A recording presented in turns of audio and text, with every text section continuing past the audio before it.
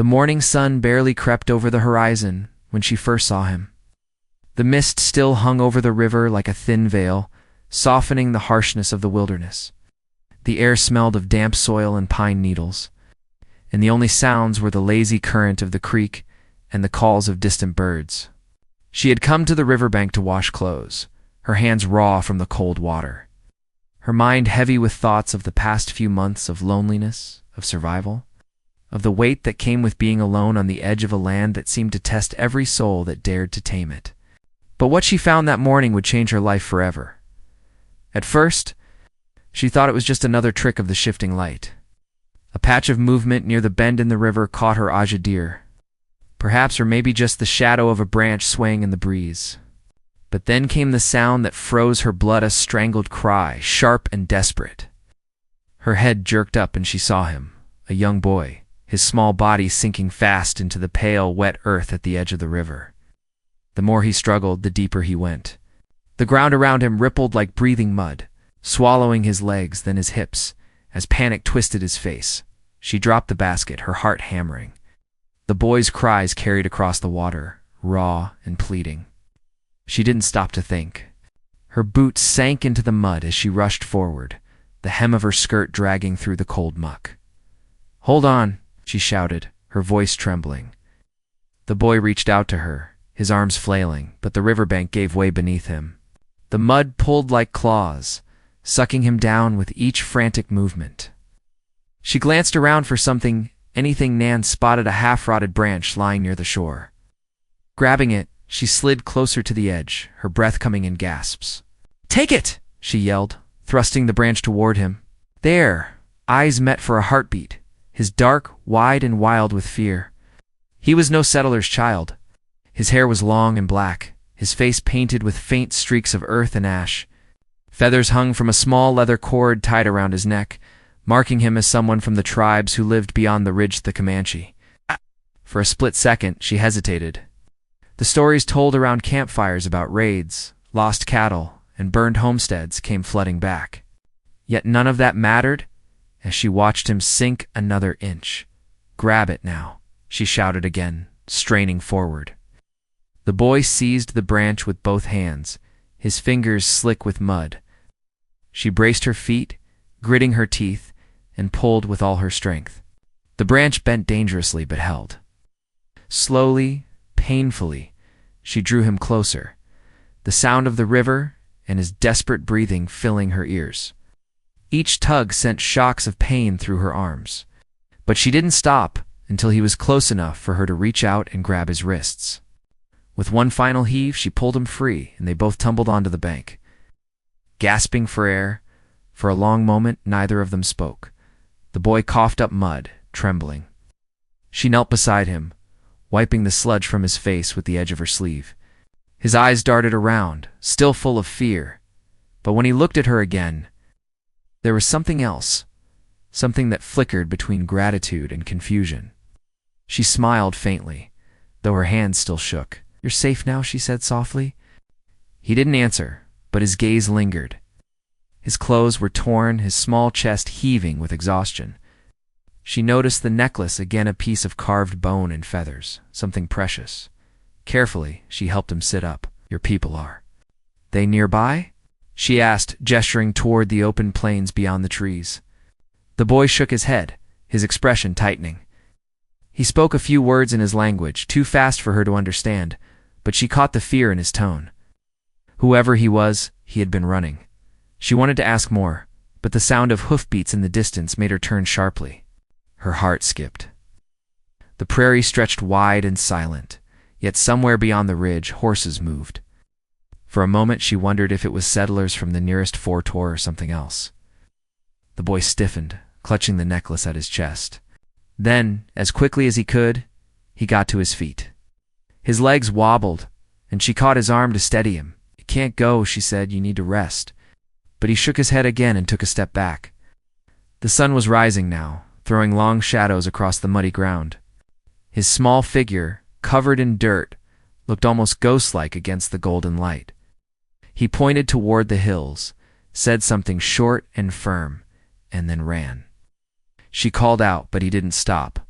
Within moments, he vanished into the brush, leaving her standing by the river, her clothes soaked, her hands trembling around the broken branch. That night, she couldn't sleep. The wind outside her small cabin carried the sound of coyotes, and the unease in her chest only grew. Who was that boy? What had he been running from? She tried to push the thoughts away, telling herself she had done her part.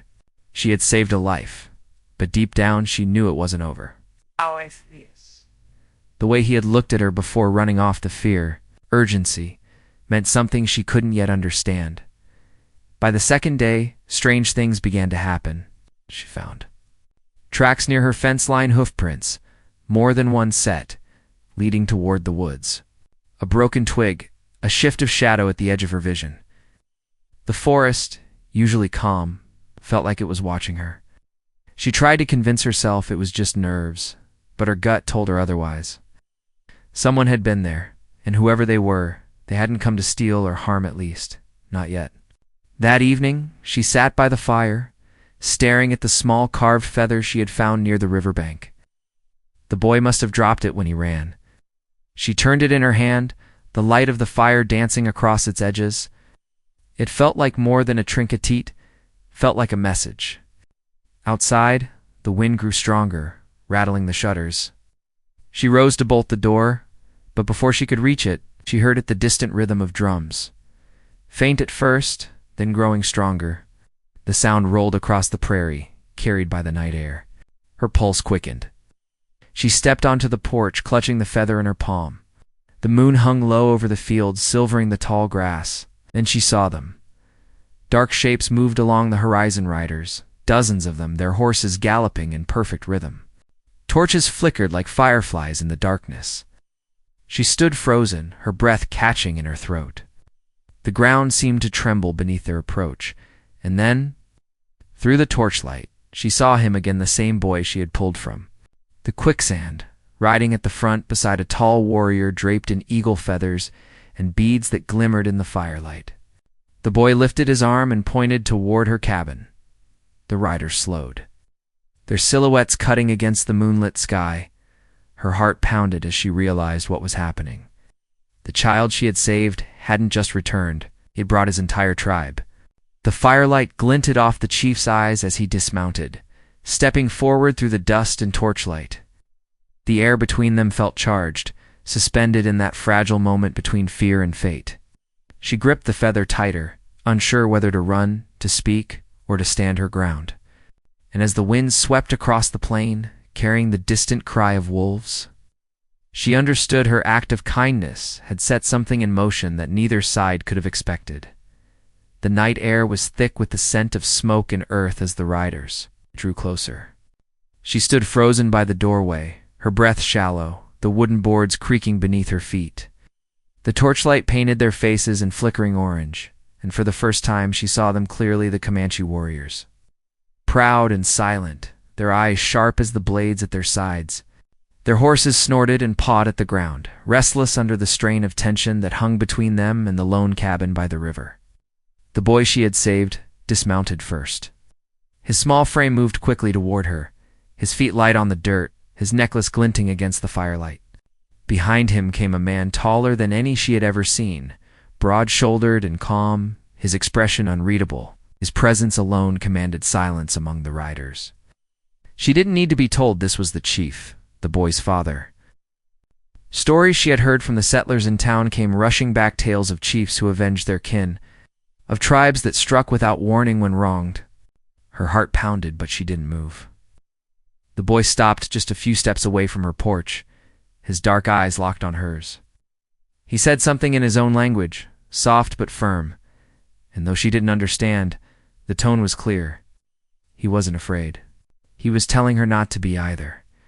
The chief stepped forward, his shadow stretching long in the firelight. He said a few words to his men, and they lowered their weapons slightly, but stayed mounted. The boy pointed toward her, then toward the river, speaking fast, his hands moving as he tried to explain. She could only stand there, gripping the feather she had found. The chief's gaze followed her movements, his expression changing slightly when he saw what she held. He raised his hand, palm open, not as a threat, but as acknowledgement. She swallowed hard. "I didn't mean any harm," she said quietly, though she knew they couldn't understand her words. "He was sinking," just her voice caught. The chief tilted his head slightly, then spoke to the boy again. The child translated in broken English, his words halting. "You help me, River. Eat me, you pull me out." He looked back at his father and added a few words in Comanche. The chief nodded slowly, then looked at her again, his eyes softer now, though still wary. For a long while, no one moved. Then the chief spoke once more, and his men began to dismount, setting their torches into the ground. They weren't here for revenge. Still, she felt her pulse thudding in her throat.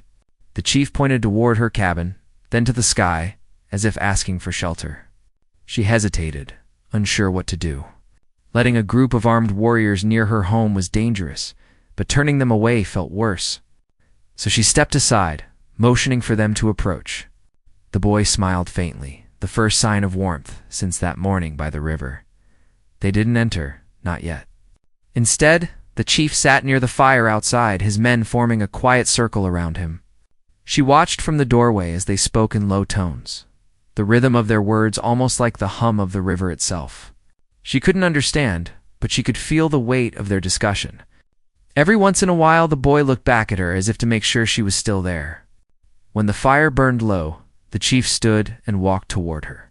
He stopped a few steps away and placed his hand over his chest, then gestured toward the boy. "My son," he said slowly, his accent heavy. "You save him." She nodded, unsure what to say. The chief's gaze held hers for a long time, and in that silence, something unspoken passed between them. Respect, maybe even trust. He looked up toward the stars, murmured a few words in his tongue, and then turned away. The warriors mounted again, the boy glancing back once more before they disappeared into the dark plains. The sound of their horses faded slowly into the night, leaving her alone once more, the fire crackling beside her and the feathers still clenched in her hand. For the next few days, she couldn't shake the feeling that eyes watched her from the woods.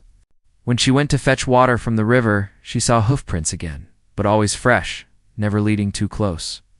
At night, she sometimes heard faint drumming in the distance, or the call of an owl that sounded almost human.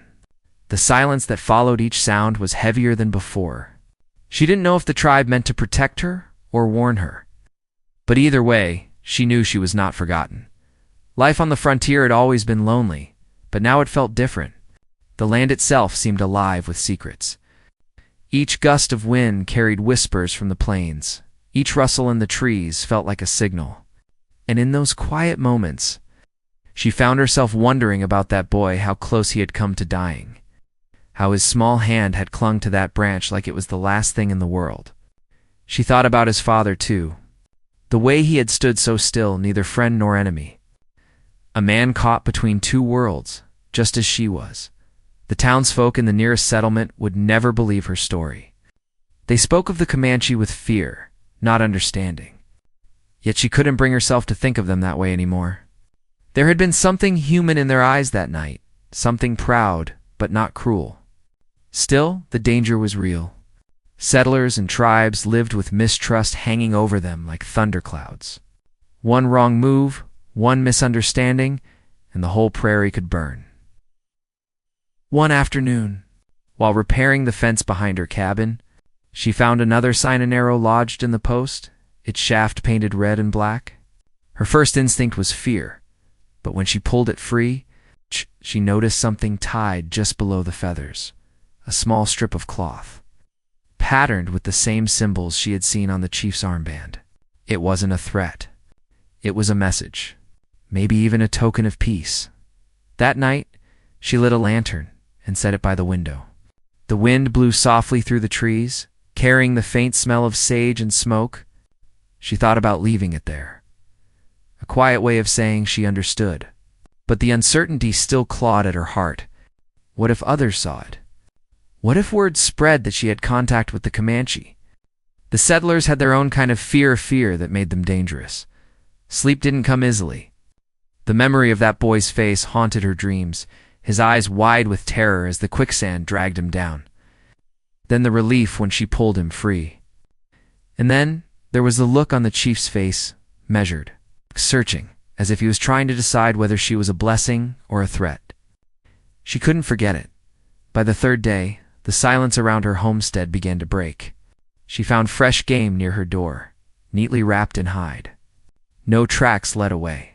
Someone had left it as a gift. She hesitated before bringing it inside, unsure whether to accept it. But hunger spoke louder than pride. When she cooked it that evening, she whispered a quiet thanks into the air, unsure if anyone was listening.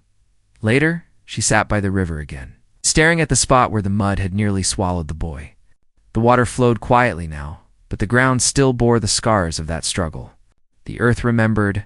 She knelt beside it, trailing her fingers through the cool water, and whispered, "You're safe now, wherever you are." The sun was setting when she saw the first shadow move on the opposite bank. Her heart skipped, but this time she didn't reach for the rifle. The figure was familiar. The boy again, standing half-hidden among the reeds. He raised a hand in greeting. Behind him, more shapes appeared, warriors, women, even children. The same tribe that had ridden under the moonlight was back, but this time they weren't armed for war. The boy stepped forward, pointing toward the sky and then to her. His father followed slowly behind, carrying something wrapped in hide. They crossed the shallow part of the river and stopped a few feet away. The chief unwrapped the bundle. It was filled with gifts, beads, dried herbs, a carved figure of an eagle. He placed it on the ground before her and spoke softly, his tone respectful. The boy translated, though not perfectly. "My father say, your heart is strong. You save blood of our people. We not forget." Her throat tightened. The wind rustled the grass, and somewhere in the distance, thunder rolled. The chief looked toward the horizon, then back at her. He pointed to the woods, his expression grave, and spoke again. The boy hesitated before translating. "Bad men come soon. White men guns. You go away." "Far from here?" Her stomach turned cold. "What men?" she asked, but the boy only shook his head. The chief mounted his horse again, his face stern. He said a final word, something that sounded like warning, and then they turned and rode off into the gathering dusk. The boy lingered a moment longer, his eyes filled with worry. Before following the rest, she stood there long after they had vanished. The gifts still at her feet, the air trembling with the echo of hooves. The land was quiet again, but it no longer felt safe. She could feel the storm coming, not from the sky, but from men and fear and the space between two worlds that could no longer stay apart. The kindness that had once saved a child might now bring danger to her door. The warning settled into her bones like a cold wind. She carried the bundle of gifts inside and set it gently on the table. But her eyes kept going to the door, as if danger might step through it at any moment. The words were simple, yet they scraped against everything she had tried to believe since coming to this frontier homestead. Bad men come soon. White men. Guns. It was not the first time someone had whispered trouble across the prairie, but this felt different. It was not gossip from town or a rumor told by a passing rider. It was a message from a father who had stood under the moon with his entire Comanche. Triben looked her in the eye. The next day, she walked the fence line, as if every post could tell her a secret about what was coming. The sky was high and cold, the kind of blue that made the river look deeper than it was.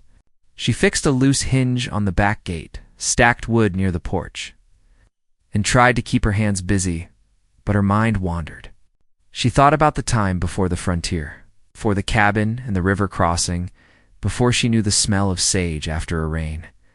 Back then, problems had been small and personal. Out here, they stretched across the prairie and involved people who measured time by seasons and riders, who could vanish into tall grass and return with a thunder of hooves. Near afternoon, a wagon appeared on the stage road, the wheels rattling hard on the dry ruts. A pair of mules pulled it, followed by two men on horseback. She recognized the wagon from the settlement. The driver was the trader who ran the general store, a lean man with sharp eyes. Beside him rode the new deputy from the fort. He was young and stubborn, the kind who had learned law from a book and believed the world would shape itself to his rules. They stopped at her fence and hailed her.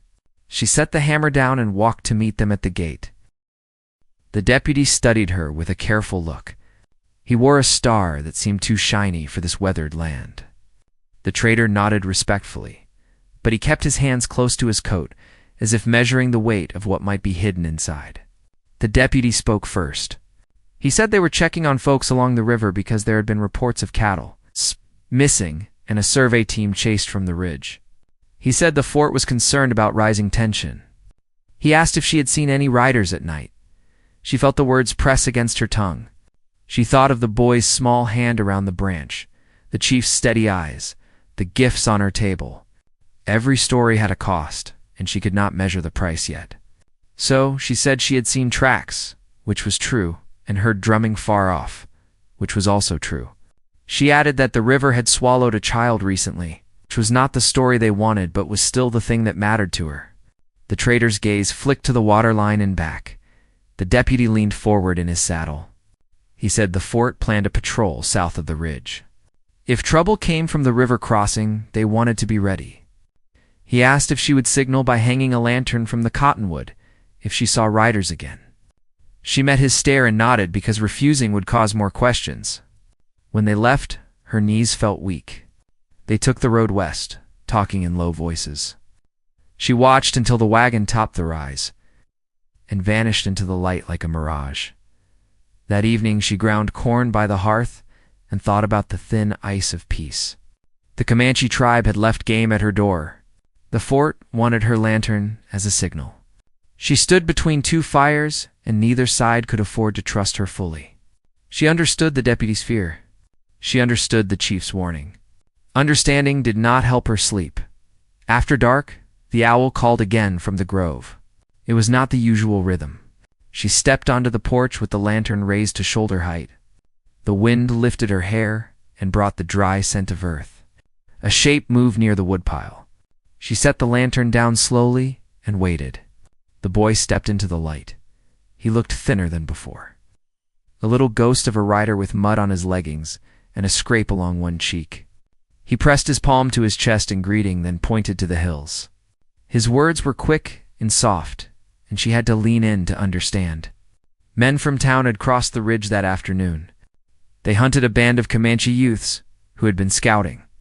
No one was hurt, but there had been shouting and the kind of staring that could turn a mistake into a fight. The boy said his father wanted her to know that the patrol would pass near her land. He said she should leave before dawn and travel east along the river until the cottonwoods thickened. She crouched to meet his eyes. "What about you?" He shook his head. He would circle back to his people. Then he reached into his pouch and pulled out a leather cord with a small stone tied to it. He placed it in her hand. He said it belonged to his sister and that it meant safe travel. She felt the small weight of it and the larger weight of the trust it represented. He stepped back, then hesitated as if debating something more. Finally, he pointed to the far bank where the quicksand lay, where the river bend held its soft trap. He traced a path in the dirt with a stick, showing where the ground was firm and where it was not. He was teaching her how to survive the crossing. She realized it was not just kindness, it was a plan. She spent the night packing quietly. She rolled a blanket, set aside dried beans and a tinderbox, and tucked the leather cord into the inner pocket of her coat. She left the gifts from the chief where they were on the table, as if the room itself could watch over them. She doused the lantern and waited through the last hours of darkness, listening for hooves or the scrape of boots. Dawn came pale and cautious. The river mist rose like breath from a sleeping animal. She chose not to leave. Instead, she saddled the old bay and led him behind the cabin, where a shallow hollow hid him from the road. She could not run every time a different wind blew across the plains. If men came, she would face them. If the tribe sent another message, she would listen. She hid the rifle under a quilt inside and kept only a small pistol at her hip, more for comfort than for use. Then she walked the path the boy had traced in the dirt and studied the riverbank until she felt she could walk it in her sleep. The quicksand gleamed dull and lazy under the morning light. By mid-afternoon, the sky changed. A thin gray line gathered on the horizon and spread like ink in water. The cottonwoods swayed and the river darkened. She was inside cutting strips of cloth when hoofbeats broke the wind. She stepped to the window and saw 5 riders in a wagon angling down toward the crossing. The deputy led them. The trader drove again. 3 others rode behind, rough men who handled their rifles with an easy care that said they had done this before. They did not look like men out for a friendly talk. She walked out to meet them at the fence, keeping her hands visible. The deputy greeted her by name and said they had lost a small herd at sunrise. He asked whether she had heard anything. She told him the truth. She had heard only wind and river. The trader studied her porch, his eyes falling for a second on the faint mark where the chief had stood. One of the riders asked if she had seen a boy near the water. She held his gaze and said she had not seen any child since the morning she pulled one out of the mud. The deputy's jaw tightened. He said they planned to check the far bank for tracks. She warned them about the quicksand. He nodded without interest. They started toward the river. She followed. At the bend, the deputy signaled, and 2 riders pushed ahead. She called out that the ground swallowed what it could not hold. The men laughed, light and careless, and the first horse sank a knee into the soft muck. The animal lurched and backpedaled, throwing clods. The rider swore and yanked the reins. The deputy snapped that they would circle. They tried upstream and found firmer footing.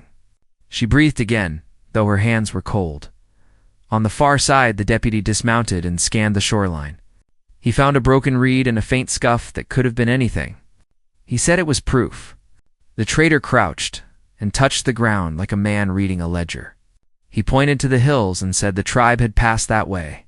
One of the riders suggested they make a show, light a torch and send a message. The deputy did not agree, but he did not say no. He kept turning slowly, as if he could force the land to confess. They searched for an hour. The only marks were deer prints and the memory of hooves long gone. Finally, the deputy approached her with a measured look. He asked if she would be willing to stay at the settlement until things settled. She felt the weight of the request. Moving into town would tell the tribe she had chosen a side. Staying put would tell the fort she had chosen another. She said she would think on it. The deputy studied her face and seemed ready to push, then he reined back. They rode off, promising to return. When the silence fell again, it felt sharper. She walked the far bank and found nothing but a single feather caught in a reed, brown with a pale tip. She tied it to the leather cord and kept it around her neck. The storm reached the ridge and paused there as if deciding whether to honor this valley with rain. Late light slanted over the prairie and turned the grass the color of old brass. As twilight settled, a woman she had seen only once before came along the river path from the east. She was a rancher's wife from 3 miles away, a quiet soul who traded eggs for coffee each month. She carried a bundle under her shawl and moved like someone who did not want to be seen. When she reached the porch, the woman's face was pale. She said the men who rode with the deputy had visited her place at noon, asking questions she did not like. They wanted to know who had dealings with the tribe and who might be friendly. They asked about the quicksand rescue and whether the child had returned. The woman said she had heard their talk when they left. The trader had told them that fear could move a town faster than a stagecoach. He said a good scare would bring more business to his store and more power to the fort. The rancher's wife lifted the bundle.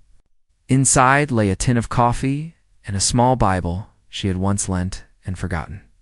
She said she could not keep either gift if it tied them together in public. Not now. She looked ashamed and asked for understanding. The storyteller in the cabin nodded and took the tin without blame. Survival made strange rules. The neighbor pressed her hand and warned that a meeting had been called at the settlement for the next night. Men would speak about the Comanche camp rumored beyond the ridge. Some would want a patrol. Others would call for a treaty. The loudest would want both in the same breath. When the woman left, the sky finally opened. Rain fell steady and clean. The smell of wet dust washed through the room. For a while, the sound of it made everything simple. She watched it run in dark streams over the path the riders had made. The river swelled, and the quicksand sighed, as if it too understood how close men had come to its hunger. Near midnight, another signal came. Not an owl. not drums. It was a small glow rising and falling at the edge of the grove like a star trying to breathe. She stepped into the rain and followed it to the cottonwoods. The boy waited under a low branch, a strip of bark held like a lantern. He beckoned her deeper where the leaves made a roof. There his sister stood with a horse and a bundle of herbs. She was near her own age, but carried herself with the quiet power of someone who knew the old paths. She spoke a few words in English. They had learned of the meeting in town. The chief wanted her to understand that the tribe would not move from their camp, because moving would look like guilt. They would hold to the hills and wait. He asked if the lantern signal from her cottonwood meant the patrol had threatened her. She said no. She said she had warned them about the crossing and watched them anyway. The sister nodded like one judging a bridge before stepping onto it. The boy looked troubled. He took a stick and drew 2 circles in the wet dirt. One was her cabin. One was the tribe's camp. Then he dragged a line between them and cut it with a cross. He pointed toward the settlement and made a shape like a mouth speaking. Men would choose where to cut. She felt the truth of it in her chest. She asked about the missing cattle and the survey team. The sister shrugged, neither guilty nor defensive.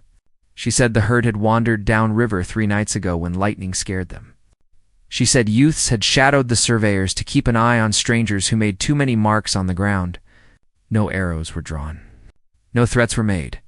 But fear did not need arrows to fly. They left her with herbs to calm the heart and a twist of dried berries for strength. Before they slipped back into the dark, the sister touched the leather cord at her neck and nodded. The boy held up 3 fingers, then pointed at the moon and lowered 1 finger for each night to come. In 3 nights, something would happen. He did not say what.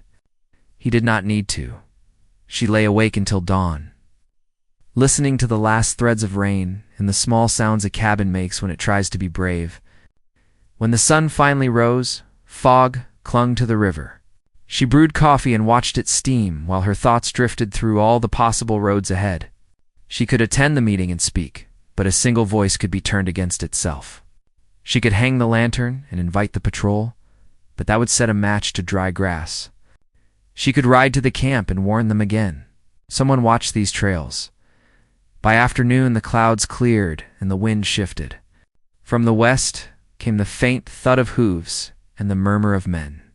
From the east, a darker line moved across the hills, where the tribe's riders sometimes trained their horses. The stage road cut between both, a ribbon that held no loyalty. She stood on the porch with the leather cord warm against her skin and knew. The middle ground was shrinking as evening bled into the river. 2 distant fires bloomed at once, one near the ridge and one near the settlement road. Each fire sent a message into the dark. She could not read either, but she understood the shape of the moment. Somewhere a choice was waiting to be made, and every path carried a price she could not yet name. She stepped down from the porch and started toward the cottonwood where the river bend began. Not sure who would appear first at the crossing, the evening turned heavy with silence. As the 2 fires on opposite horizons burned brighter, one near the ridge and the other near the road. She stood between them, the faint wind pushing her hair across her face, the river whispering behind her. The world seemed to hold its breath, as if waiting for the first sound that would break the uneasy stillness. Each glow represented a promise and a threat. She knew one belonged to the Comanche camp, the other to the settlement men who planned to march at dawn. Between those fires lay her small cabin. Caught in the middle like a bridge no one trusted but everyone needed through the night, she moved about quietly, preparing for what might come. She gathered food, packed a small satchel, and checked the pistol hidden in the drawer. She hated the weight of it in her hand. The leather cord with the feather and stone rested against her chest, a reminder that she wasn't entirely alone. She thought of the boy and his sister, of the chief's calm eyes, of how fragile peace had become on this wild frontier. Even the land itself seemed to lean toward, conflict trees bending one way, wind pushing the other, the river splitting them down the middle.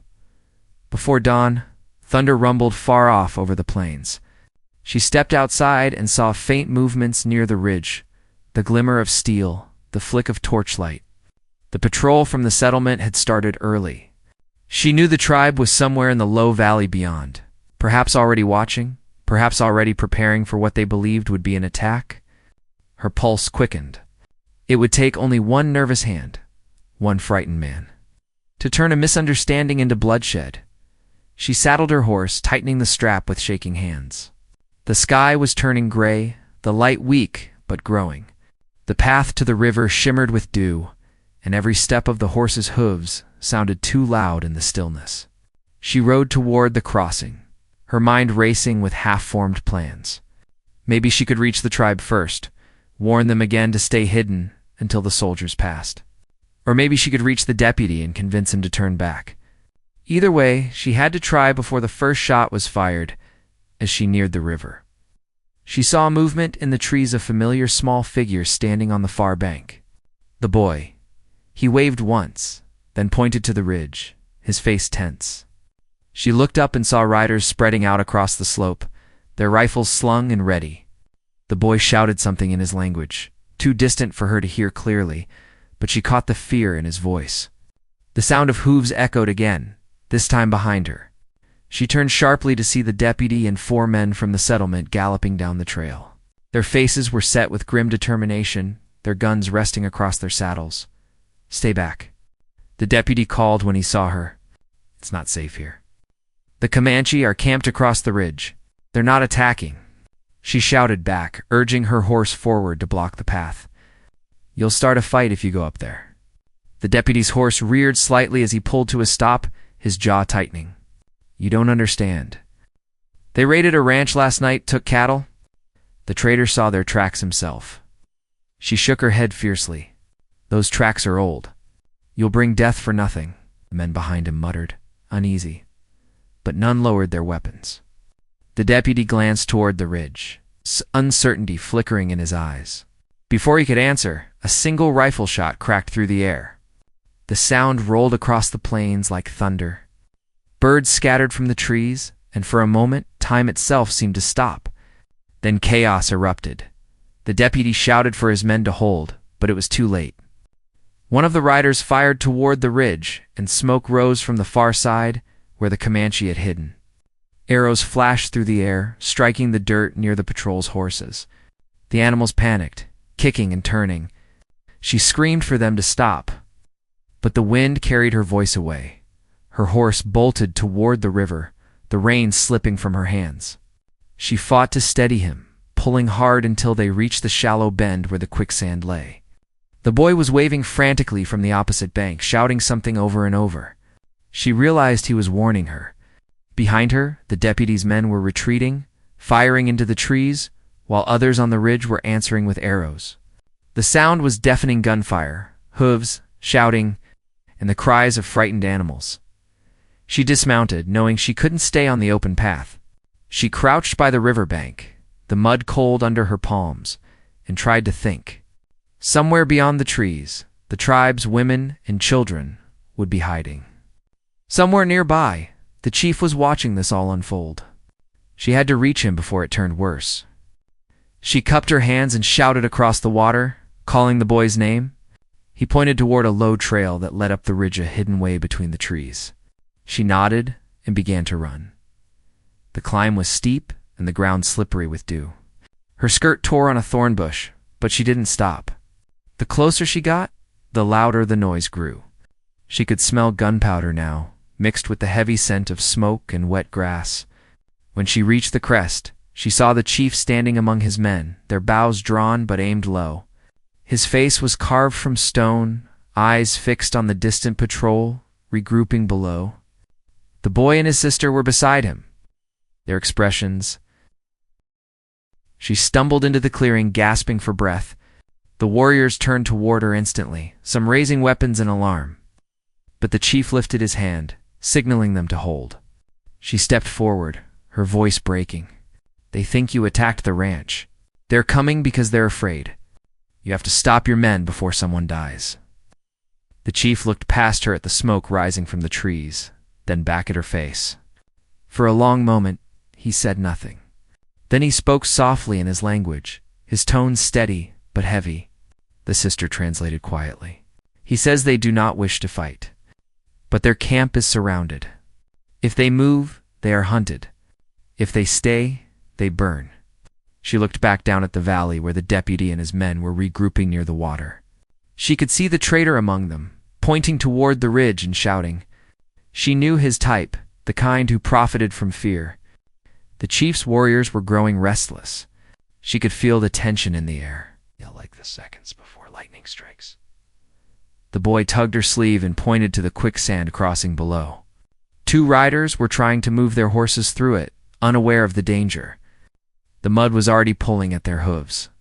If they sank, panic would follow, and the shooting would start again. Without thinking, she grabbed the chief's arm and pointed. "If they die, there will be no peace left," she said. The chief stared at her, then at the trapped riders. His jaw tightened, and he gave a short command. The boy ran down the path, his small figure darting between rocks and trees. She followed him, sliding down the slope until they reached the river again.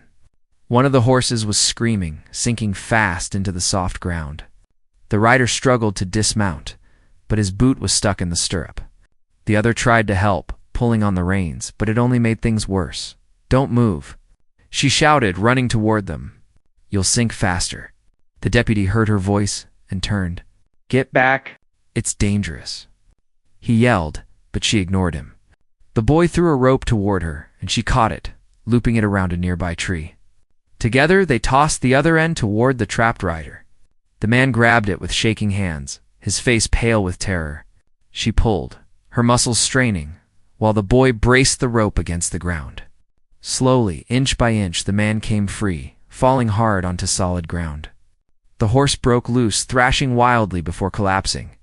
The second rider barely managed to pull his mount away. For a moment, no one moved. The gunfire had stopped. The deputy stared across the river, seeing her and the boy standing side by side, covered in mud, but alive. The chief and his warriors had stepped from the trees, weapons lowered, watching in silence. The wind carried a stillness so deep it felt sacred. Then the traitor shouted from behind the deputy, "It's a trick. They're setting you up." He raised his rifle, aiming toward the ridge. The deputy spun, grabbing the barrel just as it fired, the shot going wild into the air. The sound shattered the fragile peace. The boy flinched, and the chief's men tensed, ready to defend. She ran forward, her voice desperate. "Stop! Enough!" But no one could hear her over the echo of the gunshot rolling through the valley. The air crackled with danger again, every heartbeat carrying the weight of what might come next. The deputy's men turned uncertainly, torn between orders and fear. The tribe's warriors raised their bows, their faces hard with resolve. She stood in the middle of the river, cold water rushing around her boots, her hands raised as if to hold the world still. The boy was beside her, clutching the rope, his eyes wide but fearless. On one side stood the settlers, frightened and armed. On the other, the tribe, proud and cornered. The next breath would decide everything the peace she had tried to protect. The kindness that had begun with one rescue at the river, the fragile thread holding 2 worlds apart. The thunder rolled again above them, but this time it was real. Dark clouds gathered fast over the plains, wind sweeping across the tall grass. Rain began to fall, slow at first, then heavier, washing over them all. The river rose with it, wild and cold. She looked from the deputy to the chief, her voice trembling. "If you fight now, no one walks away from this valley." The wind howled, carrying her words between them. For a heartbeat, neither side moved. The storm raged louder, drowning out every sound but the pulse of the river and the promise of something. It's about to break one. The last fragile moment before the world chose between ruin and redemption. The rain poured harder, soaking the ground until the river swelled and the quicksand disappeared beneath the rising water. The lightning flashed above the valley, and for a long moment no one dared move. The woman stood in the middle of the river, her hands raised, her hair plastered against her face, her voice trembling through the storm. "No more fighting," she called, her tone filled with something deeper than fear, pleading, human, true. "You've all seen enough death. Let this end before it begins." Her words cut through the storm like a fragile thread, yet something in them held weight. The deputy, soaked and muddy, turned to look at her. His men were exhausted, their faces pale with confusion. The traitor still clutched his rifle, but his arrogance had started to crack. Across the river, the chief and his warriors stood firm, their bows drawn but motionless. Even the boy beside her seemed to hold his breath, watching both sides like the whole world depended on what happened next. The rain blurred everything: the land, the sky, the difference between right and wrong. The deputy slowly lowered his weapon. His voice came out hoarse but steady. "Call them off," he said to the traitor. "We're done here." The traitor's eyes flared with disbelief. "You're letting them go? After what they did?" "They didn't do anything," the deputy said sharply, his tone low but commanding. "You heard her. You saw her pull my men out of that river while your shot nearly started a war?" The traitor's jaw clenched, his hand twitching near the trigger. But the others were watching him, now his men, the deputy, even the Comanche chief across the river. The moment stretched thin. Then the traitor swore under his breath and threw the rifle into the mud. "You'll regret this," he muttered, before turning his horse back toward the road. The other riders followed slowly, heads bowed. The woman exhaled for the first time in what felt like hours. The deputy dismounted and approached her carefully, his boots sinking into the soaked earth. "You saved us all," he said quietly, wiping the rain from his eyes. She shook her head, glancing toward the ridge where the chief still stood. "I only did what anyone should," she said. The deputy nodded once, then looked to the chief. He hesitated, then raised his hand in a gesture of truce. The chief studied him for a long moment before returning the gesture, solemn and sure. No words were needed. The storm itself seemed to soften around them, thunder rolling farther away. When the rain finally eased, the valley lay still. The river had calmed, carrying away the last traces of mud and smoke. The Comanche warriors melted back into the trees, silent as the dawn mist, but the chief lingered. He crossed the shallow bend, the water rippling around his boots, and stopped before her. The boy and his sister stood beside him, their faces lit by the pale light breaking through the clouds. The chief spoke in his language, his voice deep and measured. The sister translated softly. "He says the land remembers kindness. He says the river that took his son's breath now gives it back to all who stand here. He says peace will live if people like you stand between the fires." She felt tears rise unbidden, mixing with the rain still clinging to her face. "Tell him it wasn't courage," she said. "It was just what was right." The chief nodded as if he understood every word. He placed his hand over his heart, then extended it toward her. In his palm lay the same carved eagle she had seen before in the bundle of gifts, its wings wide, its eyes bright from the polish of care. "He says this belongs to the bridge between his people and yours," the sister whispered. She took it, her fingers trembling. The chief turned then, mounted his horse, and with one final nod, rode away toward the distant hills. The boy lingered a moment longer, smiling shyly before following after him, his small figure fading into the mist. The deputy stood beside her, quiet. The sound of the river filled the silence between them. Finally he said, "I reckon the fort will want a report. But I'll tell them it was a misunderstanding.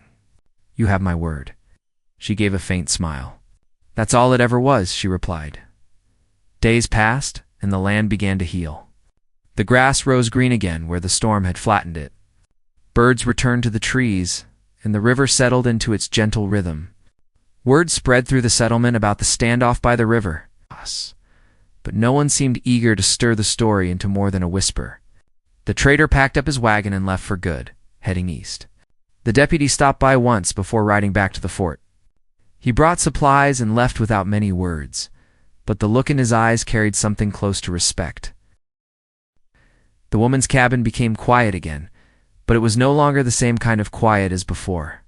Sometimes at dawn, she saw riders far in the distance near the ridge shadows that disappeared when the light touched them. Other mornings, she found fresh herbs or wildflowers left by the riverbank. She never saw who left them, but she always knew. One evening, as the sun dipped low and turned the sky to amber, she walked down to the river's edge. The quicksand had dried again, cracked and pale under the fading light. She stood there a long time, tracing her fingers over the carved eagle hanging from her neck. The memory of that first morning when she had seen the boy sinking came back to her. The fear, the instinct to save him without question. It had been the beginning of something she never expected, something that showed her that kindness, even in a wild land divided by fear, could still change everything. The boy had once told her that the river had a spirit, that it remembered those who crossed it with good hearts. She looked down at its shimmering surface and believed him. Somewhere beyond those hills, his people were watching the same sunset, and for the first time in years, the plains felt peaceful as darkness crept in. She lit a single lantern and set it on the porch. Its glow flickered softly, a signal not of warning, but of welcome. The night air carried the sound of crickets, and the wind rustled through the cottonwoods like a whisper of thanks in time. The story of that day became part of the valley's quiet legend. Travelers who passed through spoke of the woman who had stood between two worlds, who stopped a war with nothing more than her courage and her voice. Some said the Comanche still watched over her land, keeping it safe. Others swore that when the river rose high in spring, the water carved shapes in the mud that looked like feathers. Years later, when settlers built new homes along the river, they often wondered why the land there seemed so calm even during harsh seasons. The older ones would tell them it was because peace had once been forged here not by treaty or force, but by mercy. They would tell of a woman who reached into the quicksand to save a child and ended up saving an entire valley. One spring morning, long after the storms had faded, she found a bundle at her doorstep. Inside was a necklace of colored beads and a small carved stone. A familiar eagle symbol was etched into it, but newer, freshly made. Alongside it was a feather tied with red thread and a sprig of wild sage. There was no note, but she didn't need one. The gift spoke in the old way, quiet but powerful. She smiled, touched the carving, and whispered a prayer of gratitude to the open sky. The wind moved gently through the grass, bending it in waves like water. The river flowed steady and sure, carrying the reflection of the bright morning sun. Life had gone on, but it carried with it the memory of what had been saved, the hope that kindness could bridge fear, that courage could outlast hate. She sat on her porch that afternoon, watching the horizon where the ridge met the clouds. For the first time in a long while, she felt peace, not as something fragile, but as something earned. The land was quiet but not lonely. The same spirit that had guided her hand that morning by the river seemed to linger still, woven into the sound of water and wind. And when night came and the stars stretched across the sky, she lit her lantern again, not because she feared the dark, but because light, once given, should always remain. The glow shimmered across the valley, reflecting on the river's surface where once a life had been saved, and now peace too was alive.